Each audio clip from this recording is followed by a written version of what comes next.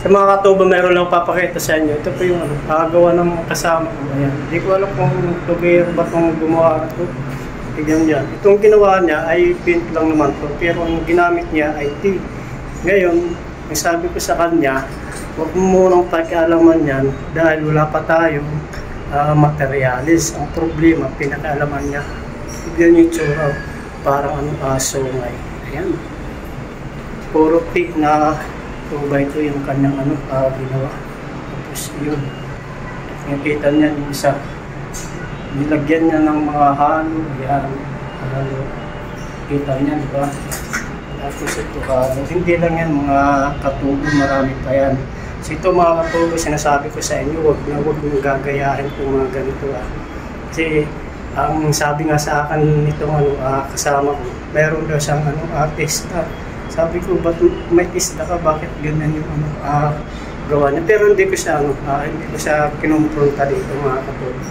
Hinayaan ko lang. Sabi ko, hayaan ko na yung foreman at saka yung boss namin yung kapitan nitong gawa na. So yan, ang daming nakita ng mga kasama ko, nagtataka sila bakit ganito yung kanyang gawa. Hindi lang yan. Ito, meron pa yun sa taas. So yan, hindi ko alam kung ano yan. Yan po yung kanyang ginawa. Mga katubo, huwag mong gagayahan niya na maling-mali talaga yung ginawa niya. Ayan. Sabi ko sa kanya, maghintay ka dahil wala pa tayong materialis. Itong tao kasi ito, mga katubo, hindi siya nakikinig, hindi nagtatanong. Kumbaga may sariling basta na lang siyang gumagawa. Ayan, kung nakikita niya. Diba? Maganda, no? Maganda ba? Ayan, ginawa niya, pinagsiseries. Nilagyan na ng mga tea, tapos nilagyan ng mga halo, kasi katweran niya, mga katubo, ventilasyon lang daw po. Sabi ko nga sa kanya, kahit ventilasyon lang yan, dapat maayos naman yung gawa, yung ganyan, bara-bara. Hindi ko alam kung ano yan. Kayo naman lang mga katubo, comment na lang kayo kung anong klaseng gawa yan. Pinakita ko lang yan sa inyo mga katubo, yung kanyang ginawa. Meron pa yan, nandun pa sa likod, tapos hindi lang kung mga katubo yung kanyang ginawa. Siguro mga 4 na CR yata o 5 CR yung ginawa niyang ganyan, mga katubo.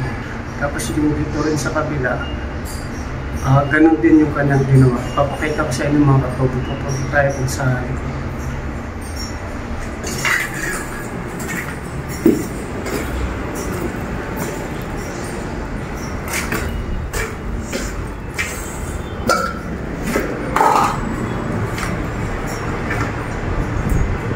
So ayan po mga katubo yan, yung sinasabi ko sa inyo na meron pa dito sa likod. Ayan po yung kanyang ginawa.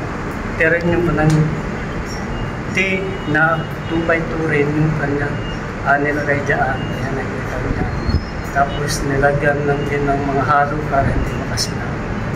Nakikita niya, diba? Hindi ko alam kung ano yan, tubero yung gumawa nito mga katubo.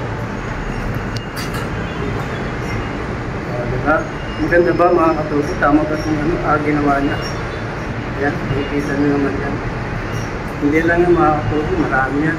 Yung kanyang ginawa.